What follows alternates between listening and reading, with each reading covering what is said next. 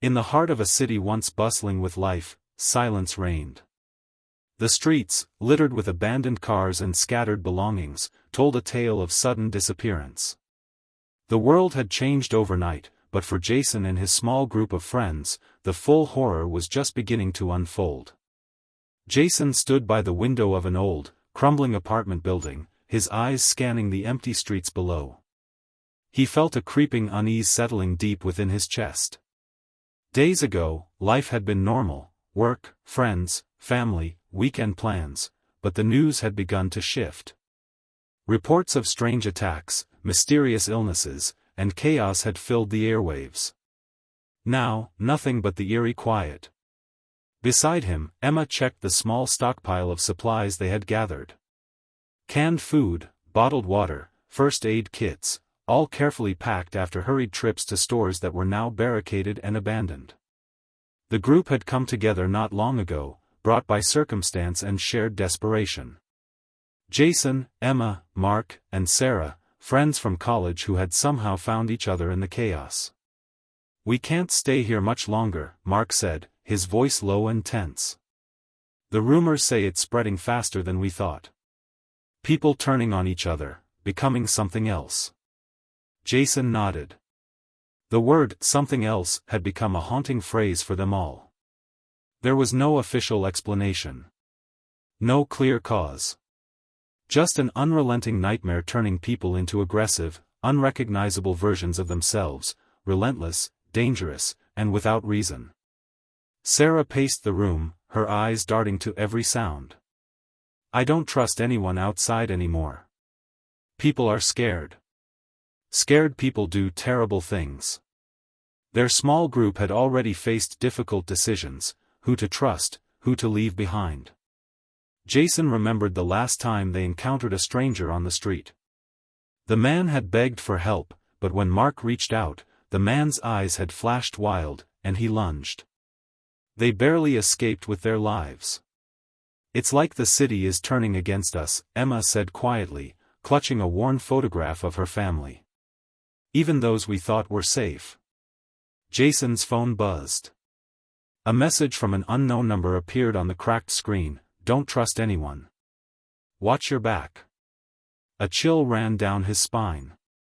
"Someone's watching us," Mark said grimly. "Or maybe they're warning us." Days turned into restless nights filled with whispered conversations and uneasy silences. The friends debated their next move. Stay hidden and hope for rescue, or risk venturing into the city's dangerous streets in search of answers and safety. Then came the knock. It was quiet. Hesitant. But sharp enough to make every heart in the room jump. Jason motioned for silence. The four friends exchanged wary looks. "Who could it be?" Sarah whispered. Jason approached the door slowly, gripping a heavy metal pipe they'd found earlier for protection. He peeked through a small crack in the wood. Outside stood a figure, cloaked in shadows but unmistakably human. A woman, trembling, eyes wide with fear. "Please. I need help," she said, voice cracking. Emma stepped forward. "We can't just open the door. What if it's one of them?" The woman's hands pressed harder against the door. "I'm not like them. I swear. I've been running, hiding. Please." Trust had become the most dangerous weapon now, and also the rarest. The group huddled, debating what to do. Could they risk opening their sanctuary to a stranger? Jason felt the weight of leadership pressing down on him. Every decision could be a matter of life and death.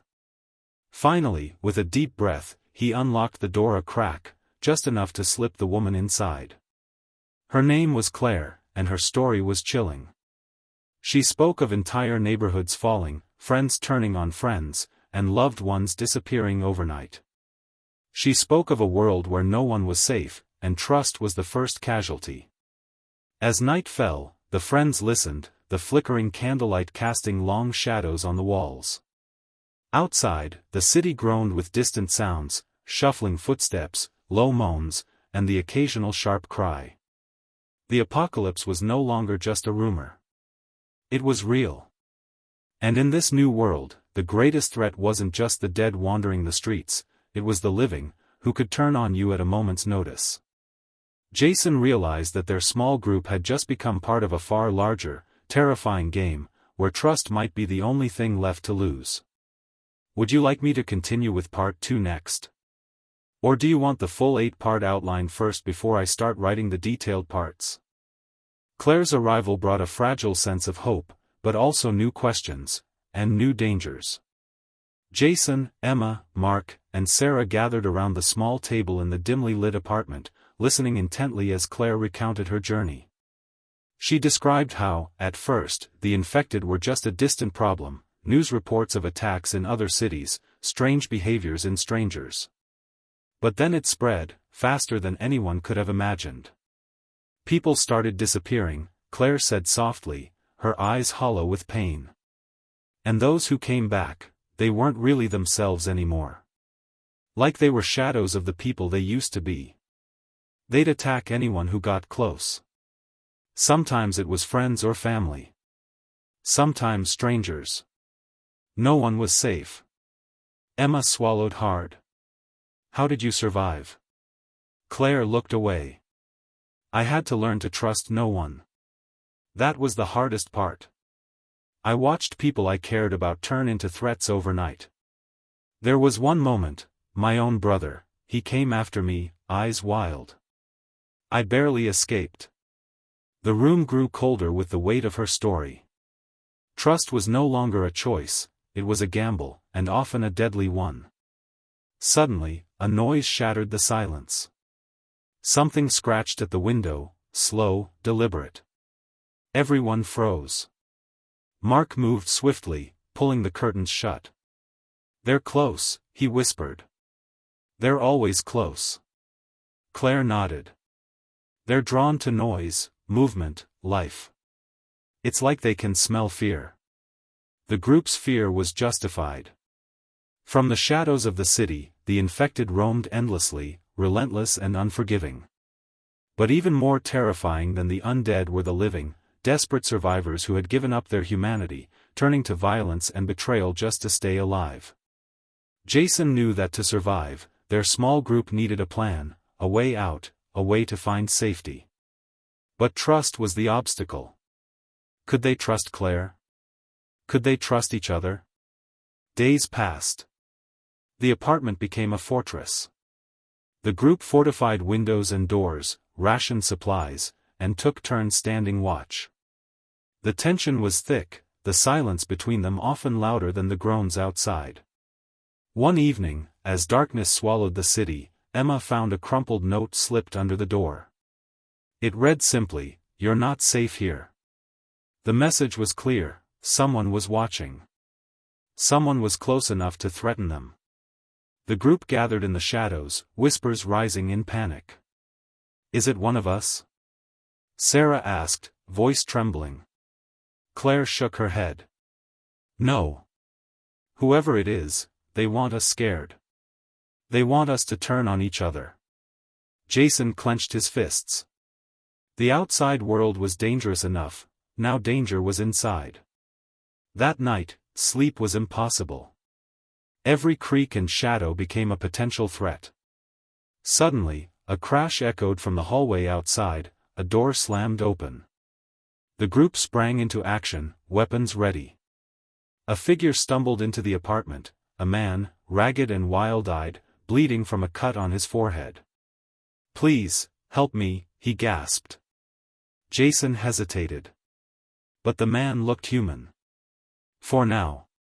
Emma stepped forward. "We can't just leave him out there." Mark nodded but warned, "We stay alert. No surprises." The man's name was David.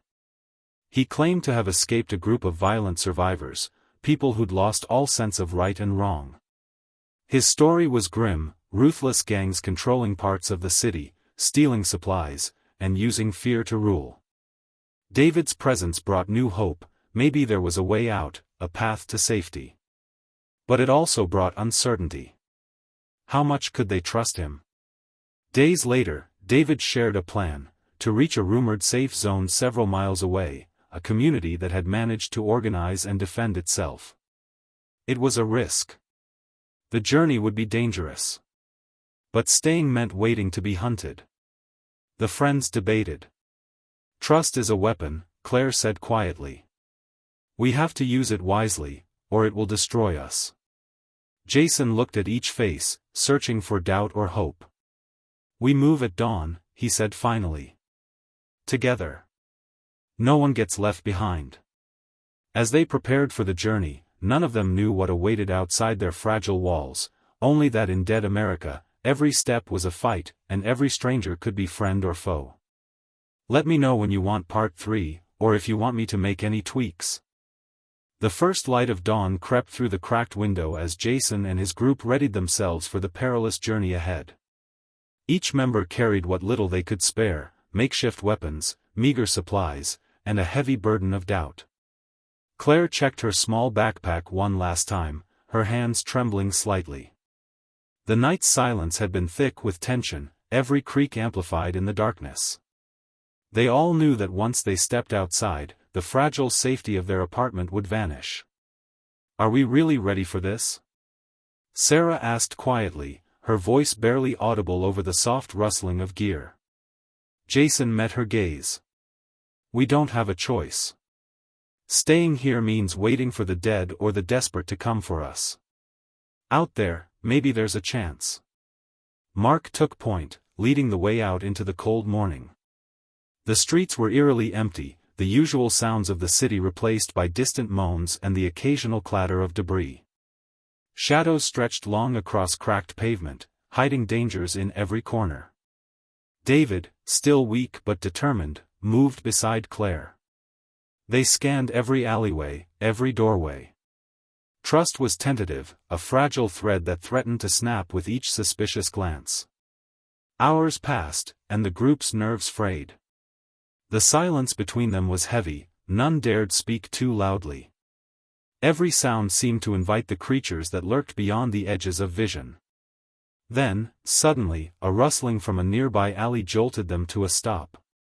Jason raised his makeshift weapon, a sturdy pipe wrapped with cloth, and motioned for the others to freeze. Slowly, from the shadows, a figure emerged. A young woman, face smeared with dirt, eyes wild but pleading. "Please," she whispered, voice hoarse. "I'm alone. I don't want to hurt anyone." Emma stepped forward, heart pounding. "How do we know you're not one of them?" The woman's eyes flickered with fear and desperation. "I'm not. I lost my group days ago. I've been hiding." Claire's gaze sharpened. "Trust is a risk. But leaving someone behind isn't an option." Jason nodded reluctantly.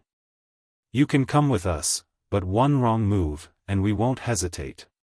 The woman, who said her name was Mia, joined the group. But as they moved on, Jason couldn't shake the feeling that danger wasn't just in the undead shadows, it was growing within their circle. Later that afternoon, as they crossed a partially collapsed bridge, an urgent noise startled them, a frantic shouting from below. They rushed to the edge, peering down to see a group of survivors trapped in a fenced area, surrounded by the dead. The desperate cries for help pulled at their hearts.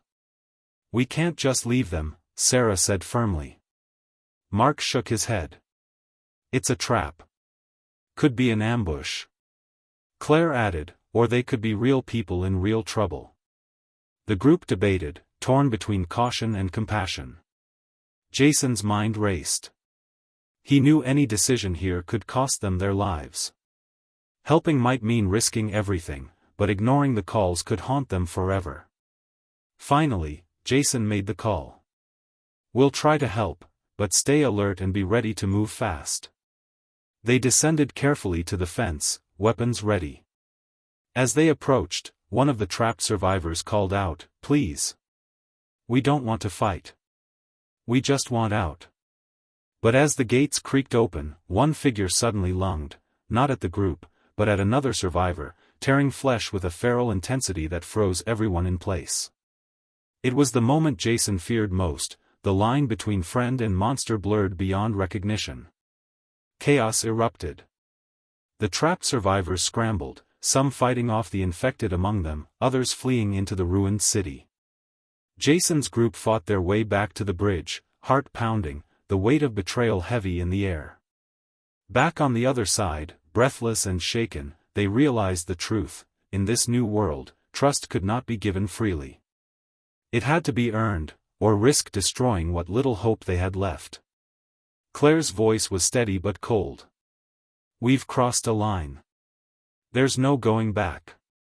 Jason stared out at the horizon, knowing that every step forward was a gamble, where friends could turn into strangers, and the greatest danger was not the dead, but the living. "Would you like me to prepare part 4 next?" The group pressed forward, their footsteps echoing faintly down the crumbling streets of dead America. The city had become a ghost town, its once bustling avenues now silent except for the distant groans of the undead, and the heavy thud of suspicion growing within the group itself. Jason's eyes scanned every shadow, every flicker of movement. Trust had become a scarce commodity, and each member wrestled with doubt in their own way. Claire walked beside him, her expression guarded. "We can't afford any more mistakes," she said quietly. "Not if we want to make it to the safe zone." Emma, still shaken from the bridge incident, glanced nervously at Mia and David, wondering if either of them carried secrets darker than the apocalypse itself. Nightfall came too soon, wrapping the group in cold darkness. They found refuge in an abandoned bookstore, its cracked windows letting in shards of moonlight. It was a small sanctuary amid the chaos, but trust didn't come easy here either. Sarah took the first watch, her eyes flicking nervously toward the door. The silence between the others was suffocating, each lost in their own thoughts. Suddenly, a sharp noise broke the quiet, the unmistakable sound of a drawer sliding open. Jason's hand went instinctively to his weapon as he crept toward the source. In the back of the room, David was rifling through a dusty cabinet, his eyes darting nervously. "What are you doing?" Jason demanded. David froze. I was just looking for supplies." Jason's gaze hardened.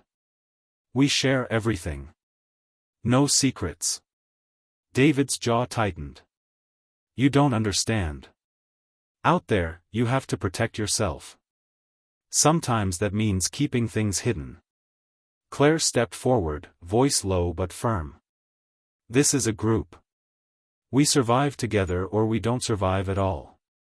David's shoulders slumped, but his eyes betrayed a deeper fear, one Jason couldn't ignore. Later, as the group gathered to eat their meager rations, whispers started to spread. Small things, a missing item, a secret glance, a hushed conversation. The fragile threads holding them together began to fray. Emma pulled Jason aside. "I don't trust David. Something's off." Jason nodded. "Me too. But right now, we need every ally we can get." The night grew colder, and restless sleep evaded them. Dreams of betrayal haunted their minds, of friends turning foes in an instant. Then, just before dawn, the worst happened. A muffled scream echoed from the back room. Jason, Claire, and Mark rushed to find Sarah lying on the floor, pale and shaking. "Someone tried to take my knife," she whispered. "I caught them, but they ran." The group was on edge. Whoever had tried to steal was no longer just a threat, they were a danger within. Trust had turned toxic, poisoning their bond. Jason called a meeting. "We need to be honest with each other. Secrets and lies will kill us faster than the dead outside." One by one, they shared their fears and suspicions. David admitted to hiding supplies, explaining it was out of fear for his own survival, not betrayal. Mia confessed she hadn't been completely truthful about how she escaped, but swore she meant no harm. Despite their confessions, the damage was done. Claire summed it up best: trust isn't just given. It's earned. And sometimes, it's the hardest thing to keep alive. As the first light of morning touched the city, the group faced an uncomfortable truth: in dead America, the living were often more dangerous than the dead. And to survive, they would need to decide, could they rebuild what was broken? Or was their fate sealed by the shadows of betrayal? Would you like to continue with part 5 now? The group left the ruined bookstore behind, stepping once again into the uncertain world of dead America. The morning light revealed streets littered with abandoned cars and debris, but the danger was no longer just outside, it was simmering dangerously close. Jason kept a tight grip on his makeshift weapon, eyes darting from one corner to another. Every step felt heavier, every glance sharper. Trust had become a rare currency, and the group's fragile peace was cracking under pressure. Mia walked beside Claire, her expression tense. "I don't know how much longer I can keep pretending everything is fine," she whispered. Claire gave a small, bitter smile. "None of us can." As they moved cautiously through the wreckage of what had once been a vibrant neighborhood, they came across a small grocery store. Its windows were smashed, shelves overturned, but a flicker of hope sparked among them. "We should scavenge what we can," Sarah said, her voice steady despite the tension. Jason nodded. "But stay alert. We don't know who else might be here." Inside, the air was stale, thick with dust and the faint smell of rot. They split into pairs, moving silently, gathering what little food and supplies remained. Suddenly, a low groan echoed from the back of the store. Mark motioned for silence. "Dead," he whispered. "But it's close." They backed away carefully, but as they turned to leave, the sharp crack of glass shattered the fragile calm. From the shadows emerged a figure, ragged clothes, eyes wild but unmistakably human. "Wait," the stranger called out. "Don't shoot. I'm not one of them." The group froze, weapons raised but unsure. Jason stepped forward. "Who are you?" The stranger swallowed hard. "Name's Eric. I've been hiding out nearby. I've got supplies and a place that's safe, if you want to come." Claire exchanged a look with Jason. The offer was tempting, but trust was a dangerous gamble.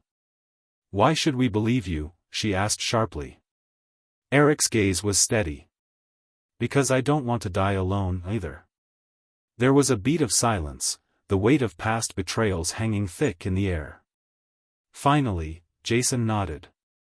"All right. But one wrong move, and we're done." They followed Eric through back alleys and over crumbled fences until they reached a fortified warehouse.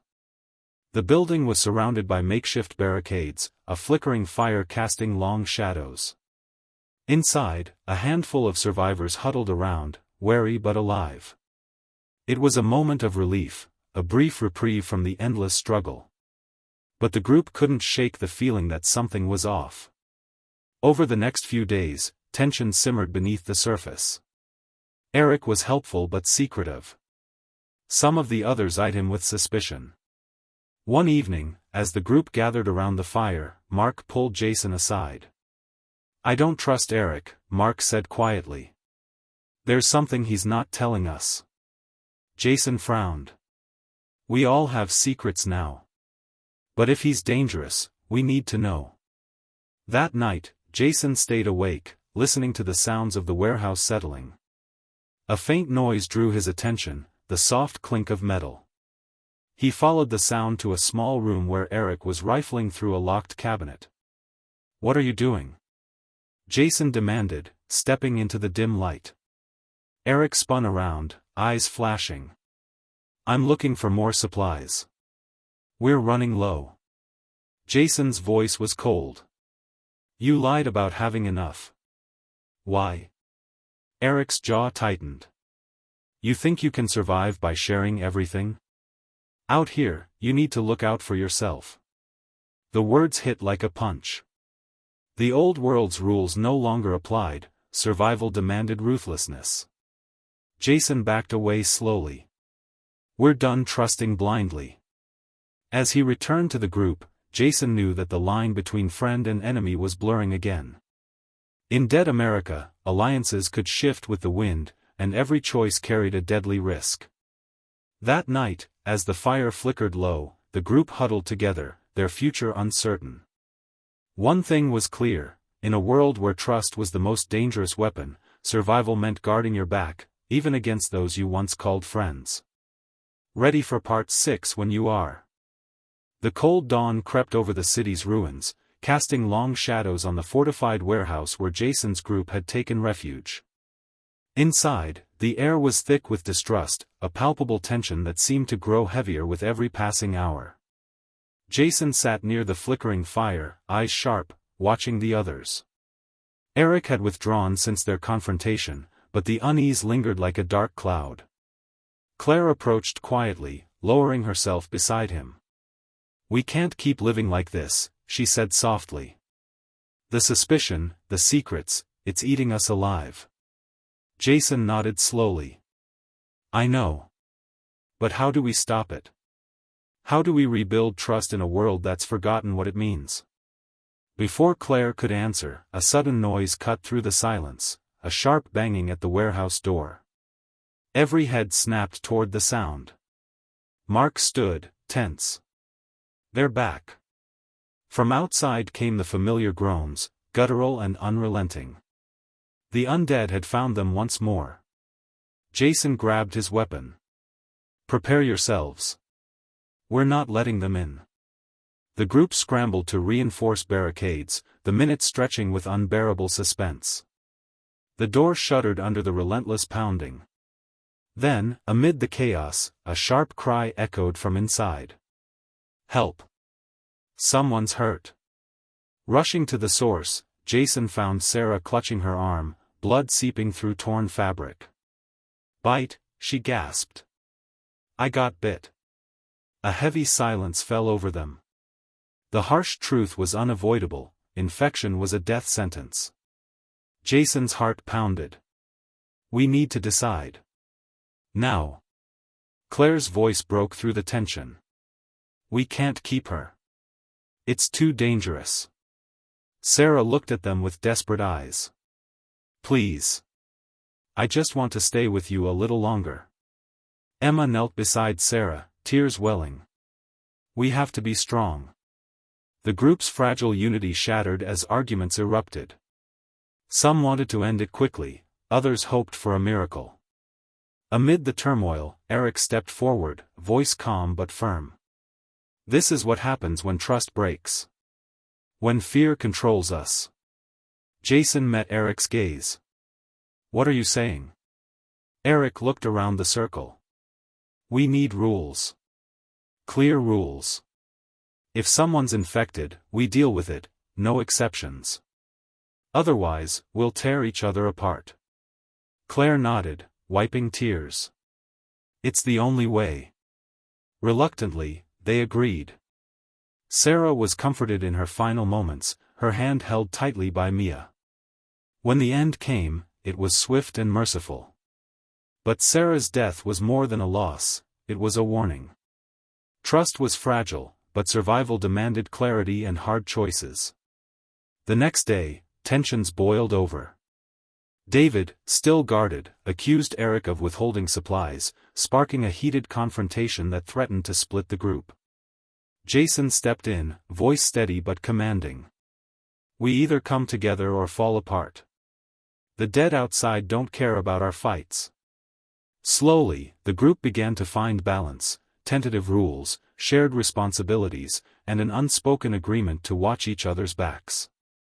But deep beneath the surface, doubts lingered.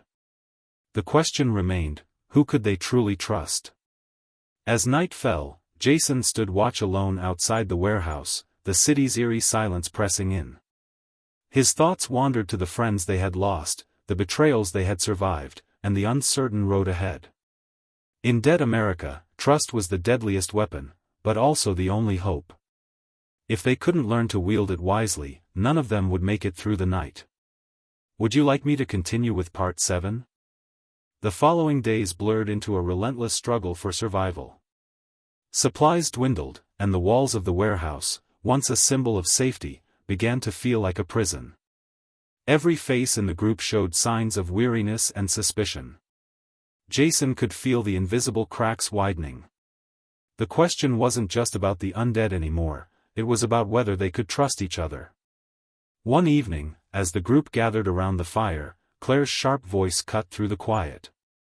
"Someone has been stealing supplies." A cold silence fell. Eric's eyes flicked to Jason. "That's a serious accusation." Mark shook his head. "We can't afford theft. It could get us all killed." Jason stood, his gaze sweeping the group. "We need to find out who's responsible before this gets worse." They decided to keep watch in pairs, hoping to catch the thief in the act. But as the night deepened, paranoia crept in like a poison. Mia whispered to Claire, "What if it's one of us? What if it's someone we trusted?" Claire's eyes darkened. "Then it means we're truly alone." Around midnight, Jason and Mark sat silently near the supply room. The warehouse was quiet, save for the distant groans outside. Suddenly, a shadow moved. "Stop!" Jason called, stepping forward. Caught in the dim light was David, clutching a small bag of canned food. David's face twisted in guilt. "I'm sorry. I didn't want to steal, but I was desperate." Jason's voice was firm but not unkind. "Why didn't you ask?" David looked down. I thought no one would care." The group gathered, tension thick in the air. Claire stepped forward. "We're all desperate. But stealing tears us apart." Eric added, "If we want to survive, we need to trust, even when it's hard." David nodded, tears streaming down his face. "I'm sorry. I'll make it right." They agreed to give David a chance, but the incident left the group on edge. Days later, while scouting nearby ruins for supplies, Jason noticed a figure lurking in the shadows, a stranger watching their every move. Back at the warehouse, the stranger revealed herself, a woman named Lana, claiming to have information about other survivor groups. Her arrival sparked hope but also fear. Claire warned, "We don't know if she's friend or foe." Jason agreed. In dead America, appearances can be deceiving. As Lana shared stories of other survivors and safe havens, the group's hope flickered. But in the back of Jason's mind, a warning rang clear: the greatest danger might not be the undead outside, but the secrets and betrayals waiting within. Ready for Part 8? Part 8, Trust or Betrayal. The warehouse was silent but for the crackling fire, its flickering light casting long shadows on tired faces. The arrival of Lana had stirred something the group hadn't felt in weeks: hope. But Jason knew better than to let hope blind them. That night, Jason and Claire stayed awake, watching Lana as she moved quietly through the shelter. Something about her didn't sit right. Jason's voice was low. "We can't afford to be careless. If Lana's lying, it could cost us everything." Claire nodded. "We need to find out who she really is before it's too late." Meanwhile, outside the barricades, the groans of the undead grew louder, a constant reminder that danger waited just beyond the walls. The next day, the group set out cautiously, with Lana leading the way. She claimed to know a safe place, a community of survivors farther north. As they journeyed, trust was tested with every step. Old wounds reopened, suspicions simmered beneath forced smiles. One evening, as they made camp near an abandoned gas station, Lana vanished. Panic spread quickly.